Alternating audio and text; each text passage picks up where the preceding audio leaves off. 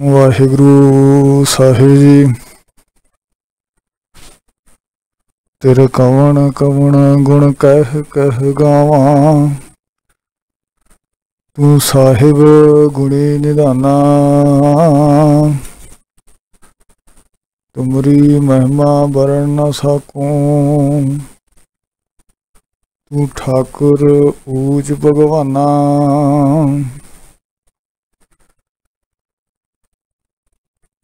मैं हर हर नाम धर सोई।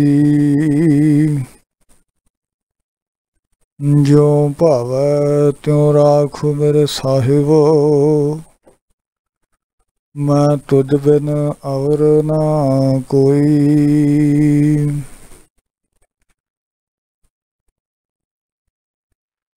सब तो पहला अमृत के दाते ਧੰਨ ਗੁਰੂ ਗੋਬਿੰਦ ਸਿੰਘ ਜੀ ਮਹਾਰਾਜ ਸੱਚੇ ਪਾਤਸ਼ਾਹ ਵੱਲੋਂ ਬਖਸ਼ਿਸ਼ ਕੀਤੀ ਹੋਈ ਪਾਵਨ ਫਤਿਹ ਨਾਲ ਸਾਂਝ ਬਣਾਈਏ। ਕੋਈ ਵੀ ਰਸਨਾ ਵਾਂਝੀ ਨਾ ਰਹੇ। ਅਦਬ ਸਤਿਕਾਰ ਦੇ ਨਾਲ ਗੁਰੂ ਚਰਨਾਂ ਦੇ ਵਿੱਚ ਸੀਸ ਝੁਕਾਉਂਦਿਆਂ ਹੋਇਆਂ ਨਿਰਮਤਾ ਸਹਿਤ ਗੁਰ ਫਤਿਹ ਪ੍ਰਵਾਨੋ ਆਖੋ ਜੀ। ਵਾਹਿਗੁਰੂ ਜੀ ਕਾ ਖਾਲਸਾ ਵਾਹਿਗੁਰੂ ਜੀ ਕੀ ਫਤਿਹ। ਇਸ ਪਾਵਨ ਸ਼ਬਦ ਵਿੱਚ ਮਹਾਰਾਜ ਨੇ ਵਿਸ਼ਿਆਂ ਤੇ ਵਿਕਾਰਾਂ ਦੇ ਵਿੱਚ ਉਲਝੇ ਹੋਏ ਮਨੁੱਖ ਨੂੰ ਜੀਵਨ ਦਾ ਸੱਚ ਸਮਝਾ ਕੇ ਸੁਚੇਤ ਕੀਤਾ ਹੈ। ਆਰੰਭਤਾ ਕਰਦੇ ਮਹਾਰਾਜ ਕਹਿੰਦੇ ਨੇ, ਇਹ ਮਨ ਮੇਰਿਆ ਆਵਾ ਗਾਉਣ ਸੰਸਾਰ ਹੈ, ਅੰਤ ਸੱਚ ਨਵੇੜਾ ਰਾਮ। ਆਵਾ ਗਾਉਣ ਦਾ ਮਤਲਬ ਹੈ ਆਉਣਾ ਤੇ ਜਾਣਾ, ਯਾਨੀ ਕਿ ਜੰਮਣ ਮਰਨ ਦੇ ਵਿੱਚ ਪਿਆ ਹੋਇਆ। ਸਾਹਿਬ ਨੇ ਆਖਿਆ ਸਮੁੱਚਾ ਸੰਸਾਰ ਜਨਮ ਤੇ ਮਰਨ ਦੇ ਗੇੜ ਵਿੱਚ ਪਿਆ ਹੋਇਆ ਹੈ। ਅਖੀਰ ਜਿਹੜਾ ਨਵੇੜਾ ਹੋਣਾ ਹੈ ਉਹ ਕਿੱਥੇ ਹੋਣਾ ਹੈ? ਗੁਰੂ ਦੇ ਦਰ ਵਿੱਚ। ਗੁਰੂ ਦੇ ਦਰ ਤੇ ਜਾ ਕੇ ਨਵੇੜਾ ਹੋਣਾ ਹੈ। ਉੱਥੇ ਨਵੇੜਾ ਪਤਾ ਕਿਵੇਂ ਹੋਏਗਾ? ਆਪੇ ਸੱਚਾ ਬਖਸ਼ ਲਏ ਫਿਰ ਹੋਏ ਨਵੇੜਾ ਰਾਮ। ਇਹਨੂੰ ਜੀ ਆਪਾਂ ਉਦਾਹਰਨ ਨਾਲ ਸਮਝੀਏ ਨਾ, ਗੱਲ ਸੌਖੀ ਤੇ ਵਧੀਆ ਸਮਝ ਆਏਗੀ। ਗੁਰੂ ਕਲਗੀਧਰ ਮਹਾਰਾਜ ਦੇ ਜੀਵਨ ਵਿੱਚ ਇੱਕ ਐਸੀ ਘਟਨਾ ਅਸੀਂ ਪੜ੍ਹਦੇ ਹਾਂ ਜਿਹੜੀ ਪੂਰੀ ਇਹ ਘਟਨਾ ਉੱਤੇ ਢੁਕਦੀ ਹੈ ਅਤੇ ਸਾਨੂੰ ਸੌਖੇ ਤਰੀਕੇ ਨਾਲ ਇਸ ਦਾ ਅਰਥ ਸਮਝਾਉਣ ਵਿੱਚ ਕਥਾਨਕਾਂ ਲੋਕ ਘੜਦੇ ਸਨ ਨਾ ਪੁਰਾਣੇ ਸਮਿਆਂ ਦੇ ਵਿੱਚ, ਤਾਂ ਕਿ ਸ਼ਬਦ ਨੂੰ ਸੌਖੇ ਤਰੀਕੇ ਵਿੱਚ ਸਮਝਿਆ ਜਾਏ। ਆਪਾਂ ਇਤਿਹਾਸ ਵਿੱਚੋਂ ਕਥਾਨਕਾਂ ਲੈਂਦੇ ਹਾਂ। ਗੁਰੂ ਕਲਗੀਧਰ ਮਹਾਰਾਜ ਜਿਸ ਵੇਲੇ ਚਮਕੌਰ ਦੀ ਗਲੀ ਦੇ ਵਿੱਚ ਰੁਖਸਤ ਹੋਏ ਉੱਥੋਂ, ਤੇ ਮਹਾਰਾਜ ਬੜੂ ਮਾਜਰਾ, ਬੂੜ ਮਾਜਰਾ, ਮੱਲੜ ਸੋਢੀਆਂ ਪਿੰਡ ਥਾਣੀ ਹੁੰਦਿਆਂ ਹੋਇਆਂ ਮਾਲਵੇ ਦੇ ਇਲਾਕੇ ਥਾਣੀ ਸਤਿਗੁਰ ਸੱਚੇ ਪਾਤਸ਼ਾਹ ਮਹਾਰਾਜ ਵਧ ਰਹੇ ਨੇ ਰੇਗਿਸਤਾਨ ਦੇ ਇਲਾਕੇ ਵੱਲ, ਰਾਜਪੂਤਾਨੇ ਵੱਲ, ਜਿਹਨੂੰ ਆਪਾਂ ਰਾਜਸਥਾਨ ਦੇ ਇਲਾਕੇ ਨਾਲ ਵੀ ਚੇਤੇ ਕਰਦੇ ਹਾਂ। ਮਹਾਰਾਜ ਵਧ ਰਹੇ ਨੇ ਉਸ ਸਥਾਨ ਵੱਲ ਜਿਹਨੂੰ ਅੱਜ ਆਪਾਂ ਖਦਰਾਣੇ ਦੀ ਢਾਲ ਜਾਂ ਮੁਕਤਸਰ ਸਾਹਿਬ ਦੇ ਨਾਂ ਨਾਲ ਚੇਤੇ ਕਰਦੇ ਹਾਂ, ਜਿੱਥੇ ਮਹਾਰਾਜ ਨੇ 40 ਮੁਕਤਿਆਂ ਦੇ ਨਾਲ ਜੰਗ ਕੀਤਾ ਸੀ। ਆਖਰੀ ਤੇ 14ਵੀਂ ਜੰਗ ਮਹਾਰਾਜ ਦੇ ਜੀਵਨ ਦੀ, ਇਸ ਵਿੱਚ ਵੀ ਮਹਾਰਾਜ ਜੀ ਫਤਿਹ ਹੋ ਕੇ ਨਿਕਲੇ ਸੀ। ਉਸ ਦੇ ਨਾਲ ਇੱਕ ਘਟਨਾ ਜੁੜੀ ਹੋਈ ਹੈ ਜਿਹੜੀ ਆਪਣੀ ਇਸ ਪੰਕਤੀ ਦੇ ਨਾਲ ਸਾਂਝ ਰੱਖਦੀ ਹੈ। ਉਸੇ ਸਥਾਨ ਦੇ ਉੱਤੇ ਹੀ ਭਾਈ ਮਹਾ ਸਿੰਘ ਵਰਗਿਆਂ ਨੇ, ਭਾਈ ਰਾਏ ਸਿੰਘ ਤੇ ਭਾਈ ਸ਼ੀਤਲ ਸਿੰਘ ਵਰਗਿਆਂ ਨੇ ਗੁਰੂ ਕਲਗੀਧਰ ਮਹਾਰਾਜ ਜੀ ਦੇ ਹੱਥੋਂ ਬਦਾਵਾ ਪੜਵਾਇਆ ਸੀ।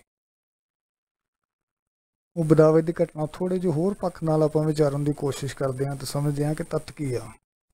ਇਤਿਹਾਸ ਵਿੱਚ ਦੋ ਸਿੱਖਾਂ ਦਾ ਨਾਂ ਹੁੰਦਾ, ਦੋਵਾਂ ਦਾ ਨਾਂ ਦੇਸ਼ ਰਾਜ ਆ।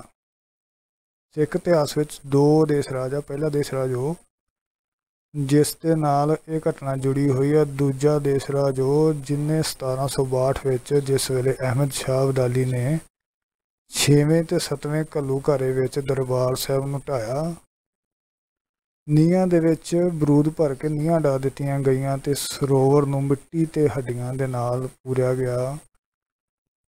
ਚਮੜੀ ਤੇ ਹੱਡੀਆਂ ਦੇ ਨਾਲ ਤੇ ਪਸ਼ੂਆਂ ਦਾ ਮਾਸ ਵੱਢ ਕੇ ਵਿੱਚ ਪਾਇਆ ਗਿਆ। ਉਸ ਉਸਾਰੀ ਦੇ ਵਿੱਚ ਜਿਹੜਾ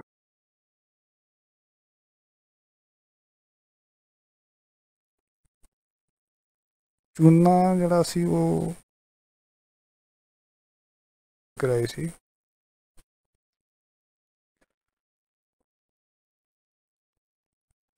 ਪਹਿਲਾ ਦੇਸਰਾ ਜਿਹੜਾ ਜਿਹਦੀ ਆਪਾਂ ਗੱਲ ਕਰਨ ਲੱਗੇ ਹਾਂ, ਇਹ ਮਾਝੇ ਦਾ ਰਹਿਣ ਵਾਲਾ ਤੇ ਇਹ ਬੜਾ ਨਾਮਵਰ ਆ ਸਿੱਖ ਇਤਿਹਾਸ ਵਿੱਚ।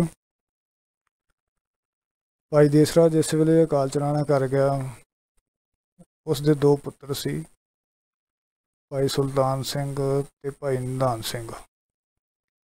ਨਿਧਾਨ ਸਿੰਘ ਨੂੰ ਮਾਤਾ ਭਾਗ ਕੌਰ ਵਿਆਹੀ ਹੋਈ ਸੀ। ਇਹਦੇ ਦੋ ਭਰਾ ਨੇ, ਭਾਈ ਦਿਲਬਾਗ ਸਿੰਘ ਤੇ ਭਾਈ ਬਾਗ ਸਿੰਘ। ਇਹਦੇ ਦਿਓ ਦੇਰ ਤੇ ਜੇਠ ਨੇ ਭਾਈ ਦਰਬਾਰਾ ਤੇ ਭਾਈ ਕਰਤਾਰਾ। ਮਾਤਾ ਭਾਗ ਕੌਰ ਦਾ ਜਿਸ ਵੇਲੇ ਅਸੀਂ ਜੀਵਨ ਪੜ੍ਹਦੇ ਹਾਂ, ਮਾਤਾ ਭਾਗ ਕੌਰ ਸਿੱਖ ਵਿਰਾਸਤ ਦੇ ਵਿੱਚ ਪੈਦਾ ਹੋਈ ਸੀ। ਸਿੱਖੀ ਵਿਰਾਸਤ ਦੇ ਵਿੱਚ ਉਹ ਘਰਾਣਾ ਜਿਹੜਾ ਕਦੇ ਸਕੇ ਸਰਵਰੀਆਂ ਦੇ ਨਾਲ ਸੰਬੰਧ ਰੱਖਦਾ ਸੀ, ਤੇ ਹਿੰਦੂ ਤੇ ਮੁਸਲਮਾਨ। ਚੌਧਰੀ ਵੀ ਸੀ ਇਹ ਮਾਝੇ ਇਲਾਕੇ ਦਾ।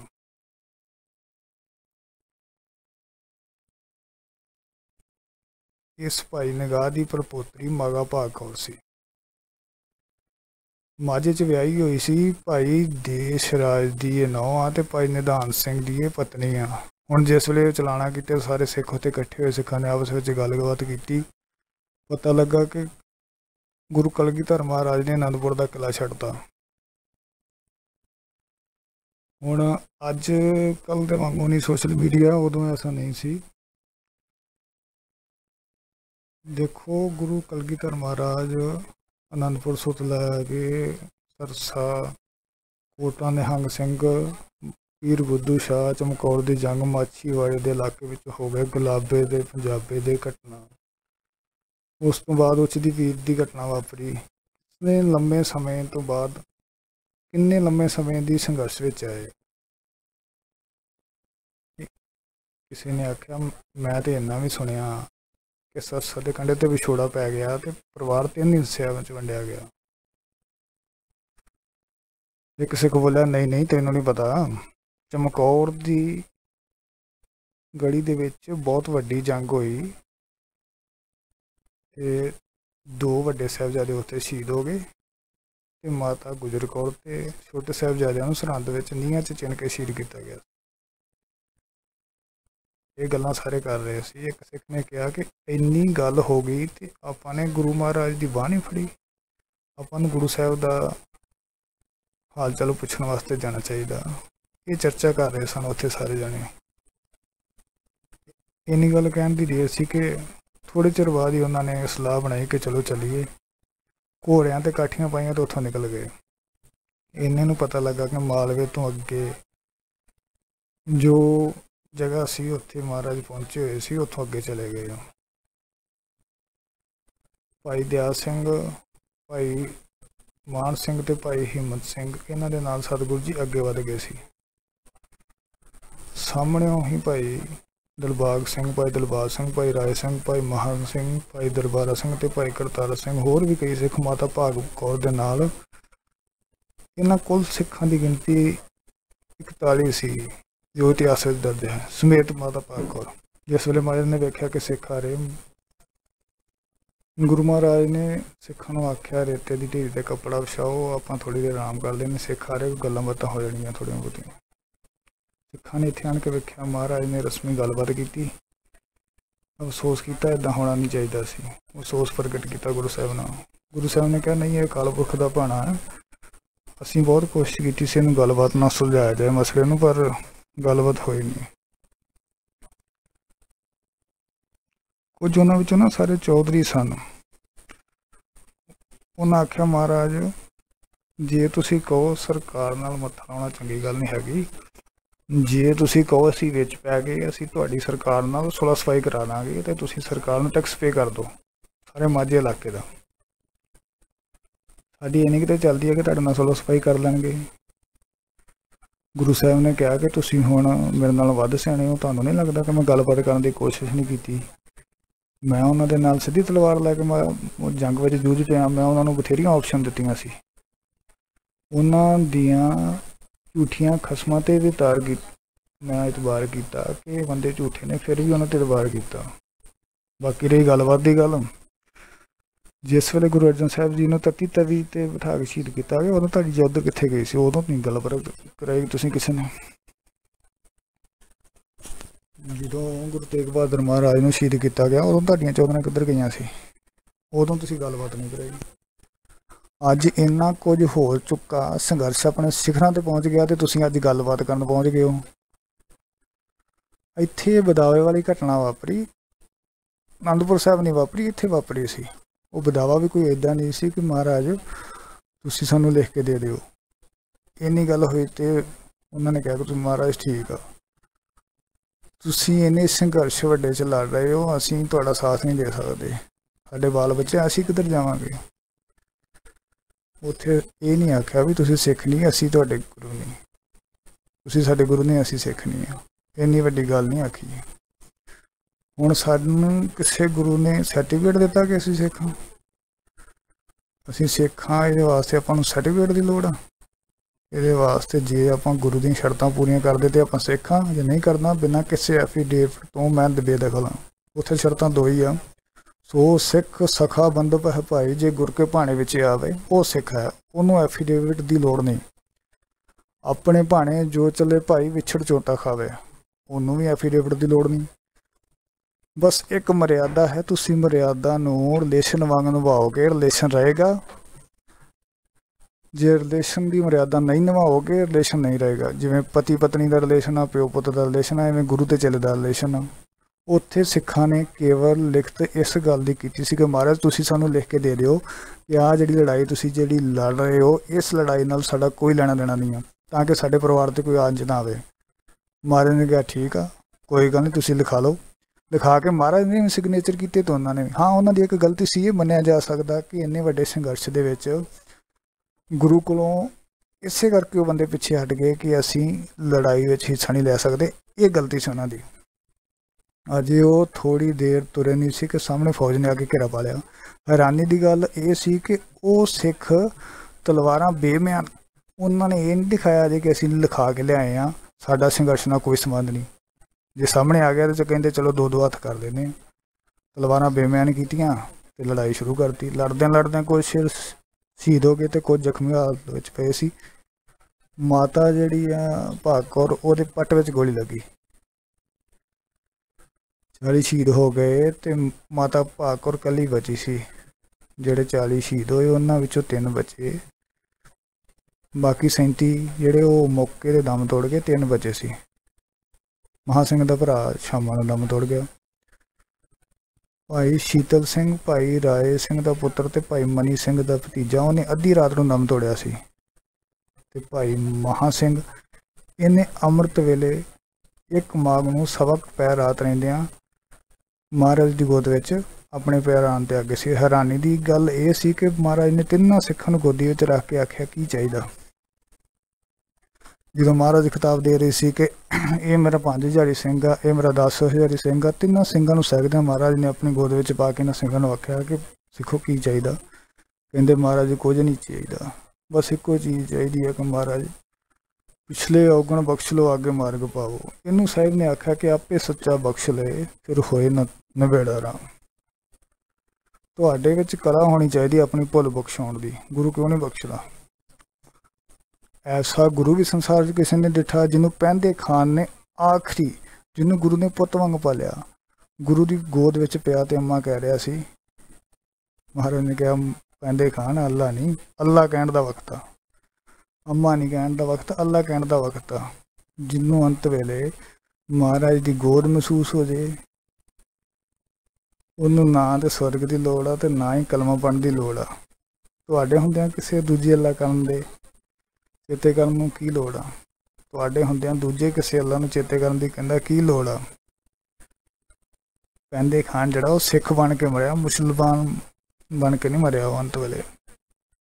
ਕਿਉਂਕਿ ਗੁਰੂ ਇੱਕ ਲਮਹੇ ਵਿੱਚ ਵੀ ਜ਼ਿੰਦਗੀ ਮਾਣਦਾ, ਤਾਂ ਹੀ ਤੇ ਗੁਰੂ ਆਖਰੀ ਵਕਤ ਵਿੱਚ ਇਹ ਕਹਿੰਦਾ ਬੰਦਿਆਂ ਤੋਂ ਬਦਲ ਨਹੀਂ ਸਕਦਾ।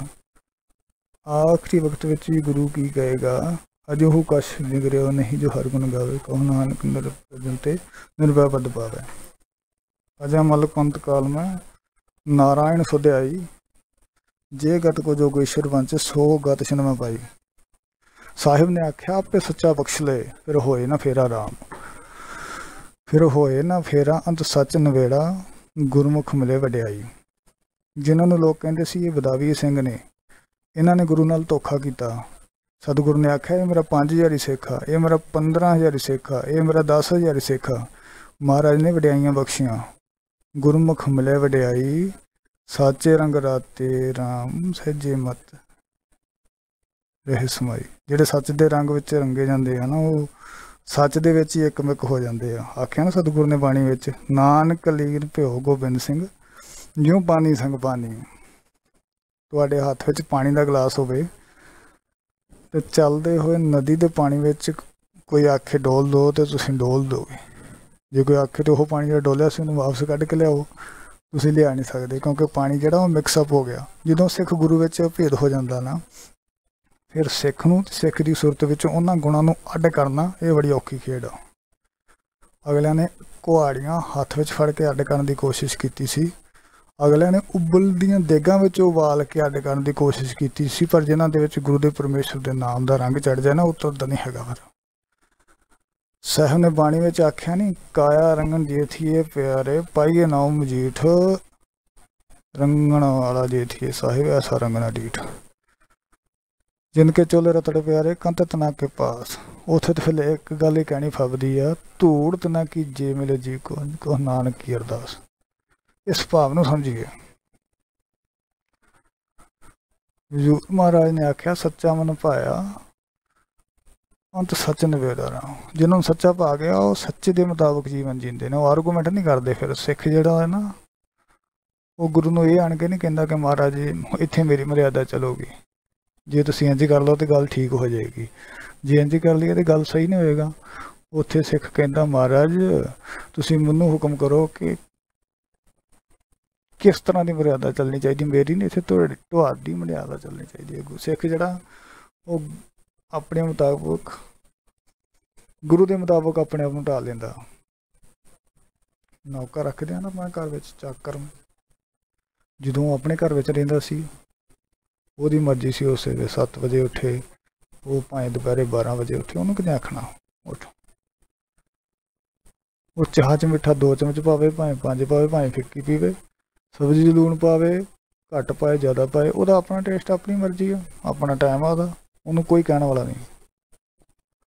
ਪਰ ਜਦੋਂ ਕਿਸੇ ਦੀ ਚਾਕਰੀ ਕਰਨੀ ਸ਼ੁਰੂ ਕਰਦਾ ਨਾ, ਉਹਨੂੰ ਪਤਾ ਮੇਰੇ ਮਾਲਕ ਨੇ 5 ਵਜੇ ਉੱਠਣਾ, ਅਗਲਾ ਨਹਾ ਧੋ ਕੇ 4 ਵਜੇ ਤਿਆਰ ਹੋ ਕੇ ਆ ਜਾਂਦਾ। ਉਹਨੂੰ ਪਤਾ ਕਿ ਮੇਰੇ ਮਾਲਕ ਨੇ ਪਹਿਲਾਂ ਤੱਤਾ ਪਾਣੀ ਪੀਣਾ ਕਿ ਚਾਹ ਪੀਣੀ ਆ, ਉਹਨੇ ਪਹਿਲਾਂ ਨਹਾਉਣਾ ਕਿ ਪਹਿਲਾਂ ਚਾਹ ਪੀਣੀ ਆ, ਉਹਨੂੰ ਚੀਨੀ ਕਿੰਨੀ ਚਾਹੀਦੀ ਆ, ਉਹਨੂੰ ਨਮਕ ਕਿੰਨਾ ਚਾਹੀਦਾ, ਉਹਨੇ ਰੋਟੀ ਕਿਸ ਟਾਈਮ ਖਾਣੀ ਆ। ਯਾਨੀ ਕਿ ਬੰਦੇ ਨੇ ਆਪਣੇ ਆਪ ਨੂੰ ਢਾਲ ਲਿਆ ਕਿਹਦੇ ਮੁਤਾਬਕ, ਆਪਣੇ ਮਾਲਕ ਦੇ ਮੁਤਾਬਕ। ਤੇ ਨੌਕਰ ਕੌਣ ਆ, ਸਿੱਖ ਕੌਣ ਆ, ਅਸੀਂ ਸਾਰੇ। ਅਸੀਂ ਢਾਲਣਾ ਸੀ ਗੁਰੂ ਦੇ ਮੁਤਾਬਕ ਆਪਣੇ ਆਪ ਨੂੰ, ਪਰ ਗੱਲ ਪੁੱਠੀ ਹੋ ਗਈ। ਪਰ ਆਪਾਂ ਕਹਿੰਦੇ ਹਾਂ ਮਹਾਰਾਜ ਦੇ ਰੁਮਾਲੇ ਨਾਲ ਛੱਡਦਾ ਤੇ ਮੈਨੂੰ ਆਪਣੇ ਆਪ ਨਾ ਬਦਲਣਾ ਪਵੇ। ਰੁਮਾਲੇ ਦਾ ਕੀ ਆ, 100 ਦੀ ਜਗ੍ਹਾ $200 ਪਾਉਣਾ ਗੋਲਕ ਦੇ ਵਿੱਚ, ਪਰ ਮਹਾਰਾਜ ਮੈਂ ਬਦਲ ਨਹੀਂ ਸਕਦਾ ਆਪਣਾ ਮਾੜਾ ਨੇਚਰ, ਆਪਣੀਆਂ ਮਾੜੀਆਂ ਆਦਤਾਂ ਮੇਰੇ ਕੋਲ ਨਹੀਂ ਛੱਡੀਆਂ ਜਾਣੀਆਂ। ਇੱਥੇ ਸਿੱਖ ਨੇ ਆਪਣੇ ਆਪ ਨੂੰ ਬਦਲਣਾ ਸੀ। ਸੋ ਸਾਹਿਬ ਨੇ ਆਖਿਆ, ਸੱਚਾ ਮਨ ਭਾਇਆ ਸੱਚ ਵਸਾਇਆ, ਸੱਚ ਨਿਬੇੜਾ ਰਾਮ। ਉਹ ਫਿਰ ਜੰਮਣ ਮਰਨ ਦੇ ਗੇੜ ਦੇ ਵਿੱਚ ਨਹੀਂ ਪੈਂਦੇ ਜਿਨ੍ਹਾਂ ਨੇ ਆਪਣੇ ਆਪ ਨੂੰ ਮਾਲਕ ਦੇ ਹੁਕਮ ਮੁਤਾਬਕ ਢਾਲ ਲਿਆ। ਅੱਗੇ ਸਾਹਿਬ ਕਹਿਣਗੇ, ਮਾਇਆ ਮੋਹ ਸਭ ਬਰਲ ਹੈ, ਦੂਜੇ ਭਾਏ ਖੁਆਈ ਰਾਮ। ਬਰਲ ਕਹਿੰਦੇ ਨੇ ਪਾਗਲਪੁਣਾ, ਉਹ ਕਹਿੰਦੇ ਨਾ ਬੰਦਾ ਬੋਰ ਆ ਗਿਆ, ਝੱਲਾ ਹੋ ਗਿਆ। ਇਹਨੂੰ ਬਾਣੀ ਨੇ ਬੜੇ ਸ਼ਬਦਾਂ ਨਾਲ ਐਕਸਪਲੇਨ ਕੀਤਾ ਹੈ। ਬੋਰਾ ਸ਼ਬਦ ਵਰਤਿਆ, ਬਿਨ ਸ਼ਬਦੇ ਜਗ ਬੋਰਾ ਨਾਮ। ਮੂੜ ਵੀ ਆਖਿਆ, ਮਨ ਏਕ ਨਾ ਚੇਤ ਸਮੂੜ ਮਨਾ। ਝੱਲਾ ਵੀ ਆਖਿਆ, ਪਾਗਲ ਵੀ ਆਖਿਆ, ਬੜੇ ਸ਼ਬਦ ਬਾਣੀ ਨੇ ਵਰਤੇ। ਇੱਥੇ ਆਖਿਆ ਬਰਲਪੁਣਾ, ਯਾਨੀ ਕਿ ਪਾਗਲ ਹੋ ਗਿਆ, ਝੱਲਾ ਹੋ ਗਿਆ। ਮਾਇਆ ਮੋਸਾ ਬਰਲ ਹੈ, ਦੂਜੇ ਭਾਏ ਖੁਆਈ। ਬੰਦਾ ਖੁੱਝਾ ਹੋਏ ਦੂਜੇ ਭਾਅ ਦੇ ਵਿੱਚ, ਪਾਗਲਪੁਣਾ। ਸਾਹਿਬ ਨੇ ਆਖਿਆ, ਮਾਤਾ ਪਿਤਾ ਸਭ ਹਿੱਤ ਹੈ, ਹਿੱਤੇ ਪਲਚਾਈ। ਬੰਦਾ ਮੋਹ ਦੇ ਵਿੱਚ ਜੀ ਰਿਹਾ। ਪਲਚ ਜਾਣ ਦਾ ਮਤਲਬ ਨਾ ਉਲਝਿਆ ਹੋਇਆ, ਫਸਿਆ ਹੋਇਆ। ਬੰਦਾ ਆਪਣੀਆਂ ਮੁਸੀਬਤਾਂ ਵਿੱਚ ਆਪੇ ਹੀ ਫਸਦਾ। ਅਸੀਂ ਨਾ ਸਾਰੀ ਉਮਰ ਦੂਜਿਆਂ ਲਈ ਤਾਣਾ ਬੁਣਾ, ਜਿਵੇਂ ਵੇਖੋ ਨਾ ਮੱਕੜੀ ਜਾਲਾ ਬੁਣਦੀ ਆ, ਪਰ ਵਿਚਾਰਵਾਨ ਕਹਿੰਦੇ ਆ ਅਖੀਰ ਉੜਕ ਨੂੰ ਮੱਕੜੀ ਜਦੋਂ ਮਰਦੀ ਆ ਨਾ, ਉਸੇ ਜਾਲੇ ਵਿੱਚ ਫਸ ਕੇ ਮਰਦੀ, ਜਿਹੜਾ ਆਪ ਉਹਨੇ ਬਣਿਆ ਹੁੰਦਾ। ਅਸੀਂ ਸਾਰੀ ਉਮਰ ਦੂਜਿਆਂ ਵਾਸਤੇ ਜਾਲੇ ਬੁਣਦੇ ਹਾਂ। ਇਹਦਾ ਨੁਕਸਾਨ ਕਿਵੇਂ ਕਰੀਏ, ਚੀਟਿੰਗ ਕਿਵੇਂ ਕਰੀਏ, ਇਹਨੂੰ ਥੱਲੇ ਕਿਵੇਂ ਸੁੱਟੀਏ, ਇਹਦੇ ਕੋਲੋਂ ਖੋਈਏ ਕਿਵੇਂ। ये सारा कुछ वो बंदा ना वो जड़ा अपनी चाल चलता रहिंदा। असीं सारी उम्र उन्हां ईर्खा भी करते हैं, जलस भी करते हैं। इस साड़े के जाल में फसदा कौन आ? असीं आप फस जाते हैं। सानू फिर मानसिक तनाव भी हो जाता, असीं डिप्रैशन के मरीज भी हो जाते हैं। बच्चे नूं कदी डिप्रैशन नहीं होंदा, पता क्यों? क्योंकि वो अंदर जाल नहीं होंदा, वो साफ होंदा। उन्होंने जे घर विच बंदा मिलना आवे ना, कुंडी खड़कावे ना, उन्हें पैसे ना देन, पुत्त नूं आखे जा अंकल नूं कह मैं घर नहीं हैगा, वो बाहर जाके पता की कहंदा? अंकल जी पापा जी कह रहे मैं घर नहीं हैगा। वो इदां ही कहेगा, क्योंकि बच्चे नूं अजे जोड़ तोड़ करना नहीं आया। गुरु नानक महाराज इस नूं कहंदे ने, आही सुरत मलोकी वेस होठ गवारा ठगी देस। सुरत साडी फाही है, जाल है पूरे का पूरा। बंदे नूं असीं गुमराह करन ते लगे हुए, जाल दे विच फसाउण ते लगे हुए हैं। सो साहिब ने आख्या, माता पिता सब हित है ते बल जाए राम, इते बल जाए पूरब कमाई, मेट ना सके कोई। बंदे आ ਜਿਹੜੀਆਂ ਬਿਮਾਰੀਆਂ तू इकट्ठियां कर रहा ना, चेते रखी इन्हां दे विच पै के खीर नूं तू मरेगा भी, किसी होर ने नहीं मरना। ये जहर है ना, लजीज है। जिवें असीं वेखीए गुरबाणी दे विच एक शब्द आउंदा, जिथे महाराज ने गुरबाणी विच आख्या, विखे बन फीका त्यागरी सखीए, नाम महारस पियो, बिन रस जाके बुढ़ भी सगली, सुखी न होत जियो। आख्या मिठा जहर, जिन्हें तू मिठा समझ रहा ना, ये जहर है। जरूरी नहीं जिहड़ी चीज़ जबान नूं मिठी लगदी हो मिठी होवे, कौड़ी भी तो हो सकती है। शूगर के मरीज नूं भी भावें खंड मिठी लगती है, भावें डॉक्टर नूं पुछ के वेखो, कहंदा तू खावी ना, तू मर जाएगा, तेरियां किडनियां खराब हो जाणगियां, तू खावी ना। है तो मिठी है ना, पर इफैक्ट नहीं मिठा हैगा। ਉਹਦਾ इफैक्ट ਉਹਦਾ ਜ਼ਹਿਰ ਵਰਗਾ, ਉਹਨੂੰ मौत देगा, ਉਹਨੂੰ जीवन नहीं दे सकता। सानू कई बार बुराइयां जड़ियां ना वो चंगियां लगदियां, झूठ बोलना चंगा लगता। लोग करते हैं ना, जिन्नी देर तक वो निंदिया कर नहीं लैणगे, चुगली कर नहीं लैणगे, उन्होंने रोटी हजम नहीं होंदी, उन्होंने चंगी लगती है। तुहानू ਉਹਦੇ चों सर्टिफिकेशन मिलने वाली नहीं हैगी। ताईं तो गुरु साहब कहते ने, रसना तेरी प्यास ना जाए, तू अनरस राच रही, तेरी प्यास ना जाए। थोड़े चिर वास्ते आप उवें हो जाने, पर 2 घंटे बाद फिर उवें दे उवें जिउंदे त्यों। विखे बन फीका त्याग सकीए, नाम महारस पियो। महाराज ने आख्या एक बंदा एक बंदा इहो जिहा होवे जिन्हों पानी भी जहर वाला मिले, खाण भोजन भी जहर मिले, दवाई विच भी जहर होवे, जिहड़ी ठीक होने वास्ते दवाई दित्ती जा रही उहदे विच भी जहर होवे, वो बचेगा नहीं, उहदी मौत तय वा, क्योंकि जहर इकट्ठा हो रहा। सतगुरु कहते ने बाणी दे विच, जिहड़ा बंदा अखां नाल वेख भी माड़ा रहा होए, जुबान नाल माड़ा बोलदा होवे, कन्नां नाल माड़ा सुणदा होवे, दिमाग नाल माड़ा सोचदा होवे ते महसूस भी माड़ा करदा होवे, उहदे 5 ज्ञान इंद्रिय टूल जड़े आ वो जहर इकट्ठा कर रहे आ। जहर इकट्ठा हो कित्थे रहा? मन विच, शरीर विच। आख्या ना बाणी विच महाराज ने, कर्म धरती शरीर, शरीर की है कर्मां दी धरती, जिहा को बीजे तिहा को खाए, जिहो जिहा बीजोगे उहो जिहा खाओगे। अगे के आख्या, गल्लां विच तवावस ना होवे, विच खादी तत्काल मर जाए। हुण बंदे दी तली ते जहर होए, गुआंढी दा नाम लवे, गुआंढी दा नाम लैके खा जे, इफैक्ट किते होएगा? गुआंढी ते कि मेरे ते? गुआंढी ते नहीं होना, भावें कि नाम जिहड़ा वो गुआंढी दा लिया सी खाण तो पहलां कि सच्चे पातशाह गुआंढी मेरा मर जे, पर नहीं करदे आ ना लोग। पर साहिब ने आख्या गल्लां उप तो वापस ना हो। जहर ने किसी होर दे असर नहीं करना, जिन्ने इनू खादा उत्ते असर करना। माड़ा सोच मैं रहा, माड़ा वेख मैं रहा, माड़ा महसूस मैं कर रहा, ये जड़ा जहर मेरे अंदर इकट्ठा हो रहा ना, मैनू लैके डुबेगा। इस नूं साहिब कहते ने, बिन सिमरन जैसे जीवन बलना, सर्ब जैसे रजाई। जहर ना तेरे अंदर टिक के नबैर नहीं देगा किसी ने। साहिब बाणी विच कहते ने, हजूर महाराज ने आख्या, हित बलचाई राम पुरब कमाई। तू कमाया ये है, तेरी इन्वेस्टमेंट ये है कि तू जहर इकट्ठा कर रहा है, तेरी इन्वेस्टमेंट ये है पूर्व कमाई। कमाई है की तू, तेरिया सियाणपां मेट नहीं सकदियां इसनूं। जो तू इकट्ठा किया ना, स्टोर किया, वही चीज़ अंदर रहेगी, ਉਹਨੂੰ ਤੂੰ ਖਤਮ ਨਹੀਂ ਕਰ ਸਕਦਾ। ਸਾਹਿਬ ਨੇ ਆਖਿਆ ਜਿਨ ਸ੍ਰਿਸ਼ਟ ਸਾਈ ਸੋ ਕਰ ਦੇਖੇ ਔਰਨ ਦੂਜਾ ਕਾਈ। ਮਨਮੁੱਖ ਜਿਹੜਾ ਉਹ ਖੱਪ ਖੱਪ ਕੇ ਤਪਦਾ, ਜਿਹੜਾ ਬੰਦੇ ਜ਼ਹਿਰ ਵਾਲਾ ਹੋਊਗਾ ਉਹ ਖਪੇਗਾ ਵੀ ਤਪੇਗਾ ਵੀ, ਕਿਉਂਕਿ ਜਿਉ ਤਪਤਾ ਹੈ ਬਾਰੋ ਬਾਰ, ਤਪ ਤਪ ਖਪੇ ਬਹੁਤ ਬੇਕਾਰ, ਜਤਨ ਬਾਣੀ ਵਿਸਰ ਜਾਏ ਜਿਉ ਪੱਕਾ ਰੋਗੀ ਬਲਦਾਏ। ਉਹ ਕੋੜ ਦੇ ਰੋਗੀ ਵਾਂਗ ਤਰਫਦਾ, ਕਿਉਂਕਿ ਉਹਦੇ ਅੰਦਰ ਬਿਮਾਰੀ ਆ, ਰੋਗ ਆ, ਜ਼ਹਿਰ ਆ।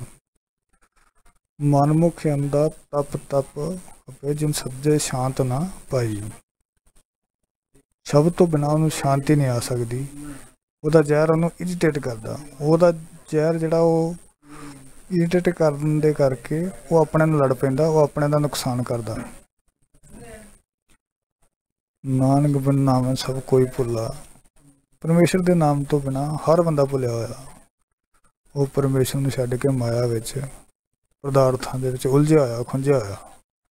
ਹੁਣ ਮਹਾਰਾਜ ਆਖਿਆ, ਹੁਣ ਇਹ ਤੇ ਬਿਮਾਰੀਆਂ ਨਾ, ਦੋ ਬਿਮਾਰੀਆਂ ਦਾ ਜ਼ਿਕਰ ਕੀਤਾ ਵਿੱਚ। ਅੱਗੇ ਮਹਾਰਾਜ ਜਿਹੜੇ ਆ ਉਹ ਸਲਿਊਸ਼ਨ ਦੇਣਗੇ। ਹੱਲ ਕੀ ਆ? ਇਹ ਜੱਗ ਜਲਤਾ ਦੇਖ ਕੇ ਭੱਜ ਪਏ ਹਰ ਸ਼ਰਨਾਈ। ਗੁਰੂ ਦੀ ਸ਼ਰਨ ਵਿੱਚ ਆ ਗਿਆ। ਇਹ ਸੰਸਾਰ ਸੜ ਰਿਹਾ ਸੀ, ਸੜਦਾ ਬਲਦਾ ਸੰਸਾਰ ਗੁਰੂ ਦੀ ਸ਼ਰਨ ਵਿੱਚ ਆਇਆ ਤੇ ਕੀ ਆਖਿਆ? ਅਰਦਾਸ ਕਰੀ ਗੁਰਪੂਰੇ ਆਗੈ, ਰੱਖ ਜਿਉ ਦੇਵ ਬੜਾਈ ਰਾਮ। ਮਹਾਰਾਜ ਮੈਂ ਅਰਦਾਸ ਕਰਦਾ, ਮੈਨੂੰ ਇਹ ਜ਼ਹਿਰ ਤੋਂ ਬਚਾ ਲਓ, ਮੇਰੇ ਆਤਮਿਕ ਜੀਵਨ ਦੇ ਵਿੱਚ ਸ਼ਾਂਤੀ ਪੈ ਜੇ। ਸਾਹਿਬ ਨੇ ਆਖਿਆ, ਰੱਖ ਲਿਓ ਸਰਨਾਈ, ਹਰਨਾਮ ਵਡਾਈ, ਤੁਝੇ ਵੜੇ ਵਰਨਾ ਦਾਤਾ, ਸੇਵਾ ਲਾਗੇ ਸੇਵਡ ਭਾਗੇ, ਜੋ ਤੂੰ ਆਖੇ ਤੂੰ ਜਾਤਾ। ਤੇਰੇ ਵਰਗਾ ਕੋਈ ਦਾਤਾ ਨਹੀਂ ਹੈਗਾ। ਇੱਥੇ ਦਾਤਾ ਕਿਹੜੇ ਸ਼ਬਦ ਵਿੱਚ ਵਰਤਿਆ ਹੋਇਆ? ਉਹ ਦਾਤਾ ਜਿਹੜਾ ਮੇਰੇ ਅੰਦਰ ਦੀ ਤਪਸ਼ ਨੂੰ ਸ਼ਾਂਤ ਕਰੇ ਤੇ ਮੈਨੂੰ ਸ਼ਾਂਤੀ ਦੇਵੇ। ਤਪਸ਼ ਕਾਹਦੀ ਆ? ਪਦਾਰਥਾਂ ਦੀ। ਆ ਵੀ ਮਿਲ ਜੇ ਮੈਨੂੰ, ਆ ਵੀ ਮਿਲ ਜੇ, ਸ਼ਾਂਤੀ ਕਿਵੇਂ ਮਿਲੇਗੀ? ਸੰਤੋਖ। ਤੇ ਗੁਰੂ ਸੰਤੋਖ ਦਾ ਦਾਤਾ ਹੈ। ਇੱਥੇ ਦਾਤਾ ਕਿਉਂ ਆਖਿਆ? ਸੰਤੋਖ ਦਾ ਦਾਤਾ ਗੁਰੂ ਨੂੰ ਆਖਿਆ। ਸਾਹਿਬ ਨੇ ਆਖਿਆ, ਸੇਵਾ ਲਾਗੇ ਸੇਵਡ ਭਾਗੈ, ਬਿਨ ਗੁਰਗਤ ਨਹੀਂ ਪਾਈ। ਸਾਹਿਬ ਨੇ ਆਖਿਆ, ਗੁਰੂ ਉਹਨੂੰ ਸ਼ਬਦ ਬੁਝਾ ਦਿੰਦਾ ਜਿਹੜਾ ਗੁਰੂ ਦੀ ਸ਼ਰਨ ਵਿੱਚ ਆ ਕੇ ਪੈ ਜਾਏ। ਤੇ ਸਾਹਿਬ ਨੇ ਆਖਿਆ, ਜੋ ਹਰ ਮਤ ਦੇ, ਜਿਹੜੀ ਹਰ ਪਰਮੇਸ਼ਰ ਮਤ ਦੇ ਰਿਹਾ, ਸਾਹ ਉਪਜੈ ਉਗ ਰਹੀ ਹੈ ਮੇਰੇ ਅੰਦਰ। ਹੋਰ ਮਤ ਨਾ ਕਾਜ ਰਾਮ, ਹੋਰ ਕੋਈ ਮਤ ਨਹੀਂ ਮੇਰੇ ਜੀਵਨ 'ਚ ਹੈਗੀ, ਕੇਵਲ ਗੁਰੂ ਦੀ ਮਤ ਮੇਰੇ ਜੀਵਨ 'ਚ। ਸਾਹਿਬ ਨੇ ਆਖਿਆ, ਅੰਤਰ ਬਾਹਰ ਏਕ ਤੂੰ ਆਪੇ ਦੇਹ ਬੁਝਾਈ ਰਾਮ। ਮੇਰੇ ਅੰਦਰ ਦੇ ਬਾਹਰ ਕੌਣ? ਪਰਮੇਸ਼ਰ। ਅੰਤਰ ਬਾਹਰ ਹਰ ਪ੍ਰਭ ਏਕੋ, ਮੈਂ ਹਰ ਜਲ ਮੰਗਲ ਗਾਏ। ਪਰਮੇਸ਼ਰ ਹਰ ਸਾਰੀਆਂ ਥਾਵਾਂ ਤੇ ਆ। ਆਪੇ ਦੇਹ ਬੁਝਾਈ ਅਵਰ ਨ ਪਾਈ, ਗੁਰਮੁਖ ਹਰ ਰਸ ਚਾਖਿਆ। ਗੁਰੂ ਦੇ ਸਨਮੁਖ ਹੋ ਕੇ ਪਰਮੇਸ਼ਰ ਦੇ ਨਾਮ ਦਾ ਰਸ ਚਾਖ ਲਿਆ। ਦਰ ਸੱਚੇ ਸਦਾ ਹੈ ਸੱਚਾ, ਸੱਚੇ ਸ਼ਬਦ ਸੁਭਾਗਿਆ। ਸੱਚੇ ਦੇ ਦਰ ਤੇ ਖਲੋ ਕੇ, ਉਹ ਸੱਚਾ ਜਿਹੜਾ ਹਮੇਸ਼ਾ ਜੁਗਾ ਜੁਗਾ ਤੋਂ ਸੱਚਾ, ਮੈਂ ਪਰਮੇਸ਼ਰ ਨੂੰ ਅਲਾਪਣਾ ਸ਼ੁਰੂ ਕੀਤਾ। ਸਾਹਿਬ ਨੇ ਆਖਿਆ, ਸਰੀਰ ਰੂਪੀ ਹਿਰਦੇ ਦੇ ਵਿੱਚ ਮੈਂ ਪਰਮਾਤਮਾ ਨੂੰ ਵਸਾ ਲਿਆ। ਉਹ ਮਨੁੱਖ ਜਿਹੜੇ ਨਾਮ ਦੇ ਰੰਗ ਵਿੱਚ ਆਪਣੇ ਆਪ ਨੂੰ ਰੰਗ ਲੈਂਦੇ ਆ, ਇੱਕ ਨੌਕਰ ਤੇ ਇੱਕ ਗੁਲਾਮ ਵਾਂਗ ਆਪਣੇ ਮਾਲਕ ਦੇ ਵਾਂਗ ਆਪਣਾ ਸੁਭਾਅ ਬਦਲ ਲੈਂਦੇ ਆ ਤੇ ਆਪਣੇ ਆਪ ਨੂੰ ਢਾਲ ਲੈਂਦੇ ਆ। ਜਿਹੜੇ ਆਪਣੇ ਆਪ ਨੂੰ ਮਾਲਕ ਦੇ ਪਰਮੇਸ਼ਰ ਦੇ ਅਨੁਸਾਰ ਢਾਲ ਲੈਂਦੇ ਆ, ਆਖਿਆ ਉਹ ਪਰਮੇਸ਼ਰ ਦੀ ਪ੍ਰਾਪਤੀ ਕਰ ਲੈਂਦੇ ਆ। ਮਹਿਲ ਪਾਏ ਪ੍ਰਵਾਨ ਸੱਚਾਈ, ਤੇ ਉਹਨਾਂ ਦਾ ਜੀਵਨ ਪ੍ਰਵਾਨ ਹੋ ਜਾਂਦਾ ਉਸ ਦਰ ਤੇ। ਸਾਹਿਬ ਕਿਰਪਾ ਕਰ, ਜੋ ਸੱਚਾ ਉਪਦੇਸ਼ ਸਾਨੂੰ ਬਖਸ਼ਿਸ਼ ਕੀਤਾ ਮਹਾਰਾਜ ਨੇ, ਅਸੀਂ ਉਹਦੇ ਧਾਰਨੀ ਬਣ ਸਕੀਏ, ਗੁਰਬਾਣੀ ਦੇ ਮੁਤਾਬਕ ਆਪਣਾ ਜੀਵਨ ਢਾਲ ਸਕੀਏ। ਸਾਹਿਬ ਜੀ ਦੇ ਬਾਣੀ ਦੀ ਵਿਚਾਰ ਕਰਦਿਆਂ ਹੋਈਆਂ ਭੁੱਲਾਂ ਗਲਤੀਆਂ ਦੀ ਖਿਮਾ ਧੰਨ ਗੁਰੂ ਸਾਹਿਬ ਬਖਸ਼ਣਹਾਰ ਹੈ, ਬਖਸ਼ ਲੈਣਗੇ। ਸਾਰਿਆਂ ਦਾ ਧੰਨਵਾਦ। ਬੁਲਾਓ ਫਤਿਹ। ਵਾਹਿਗੁਰੂ ਜੀ ਕਾ ਖਾਲਸਾ, ਵਾਹਿਗੁਰੂ ਜੀ ਕੀ ਫਤਿਹ।